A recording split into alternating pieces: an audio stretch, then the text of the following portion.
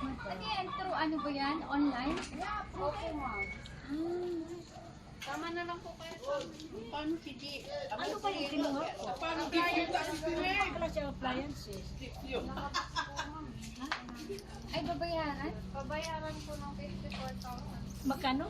54,000. 54,000. Sabi ako po ko ng 54.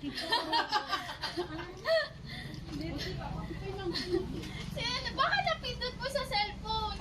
Wala akong ano madam. Ano bang klaseng cellphone? Nakapangalan po kasi sa inyo. Ano bang pangalan dyan? Baka marami kami paano. Opo, maraming Evelyn dito. Ang address po kasi number 65, Barangay Nelintap. Ay, ako 65 naman na. Wala man akong ano. Wala akong kinuha. Nakapangalan po sa inyo kung ano po gagawin natin, ma'am. Uy, Diyos ko, ano ba yan? Pinadeliver lang po sa akin eh. Wala akong Baka sila mama. ano ba yung appliances? Sama na lang kayo, ma'am, para mag- Sama na lang po kayo para mag-lecture.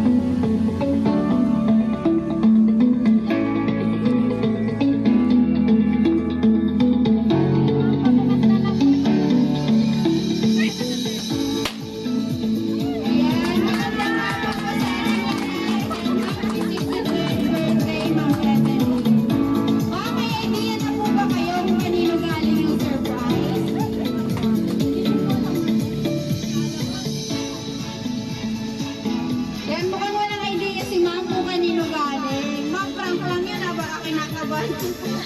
Bukod po dyan, meron din po message na pinadala para sa inyo. Babasahin ko na lang po. Happy 63rd birthday, mahal kong nanay. Sana sa munting sorpresa kong ito ay napasaya kita sa birthday mo. Sana bigyan ka pa ni Lord ng maraming birthday and good health sa inyo na. Mag-iingat po kayo lagi dyan ni tatay. Mahal na mahal ko kayo at miss na miss ko na kayo. May God bless you always, Nay. Love from Taiwan, ang paborito niyong anak, Jason. Wow! Alam niyo na po kung kanino galing yung surprise. Ayan. Ma'am, meron po ba kayong gustong sabihin para po kay Sir Jason po?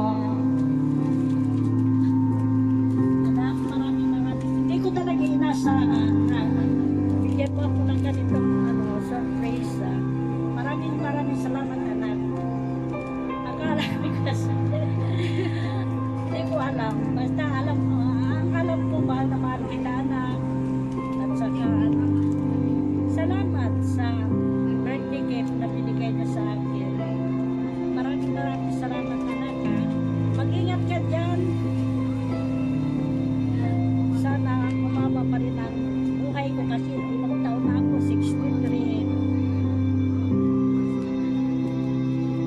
Maraming salamat, anak. Hindi ko talaga inaasahan na nabibigyan ako ng ganitong sorpresa kasi ang sabi na sa akin, pasensya ka na yung yung ibibigay ko sa inyo kasi babawi ka lang daw siya. Ito pala yung sinasabi na sa akin na babawi. Maraming salamat, anak. Thank you.